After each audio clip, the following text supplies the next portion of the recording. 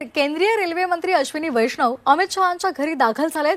दिल्लीमध्ये चेंगराचेंगरीच्या पार्श्वभूमीवर ही भेटीची शक्यता मानली जाते। आताची महत्त्वाची बातमी आपण पाहतोय। केंद्रीय रेल्वे मंत्री अश्विनी वैष्णव अमित शहा यांच्या घरी दाखल झालेत।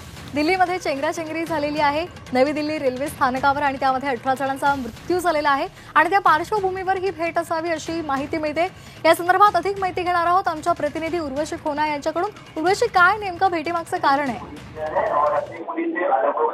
ज्या प्रकाराने चेंगराचेंगरी झाली, 18 जणांचा मृत्यू झालं, नेमकं काय झालं, कसं घडलं, या सगळ्या गोष्टींना घेऊन आता जे आहेत अश्विनी वैष्णव अमित शहा यांच्या घरी जेव्हा पोहोचले तेव्हा त्याला घेऊन चर्चा करणार आहेत आणि पुढे आता सिक्युरिटी ला लक्षात घेऊन काय नेमकं पाऊल उचलायला पाहिजे त्याच्यावरती ही चर्चा होणार आहे।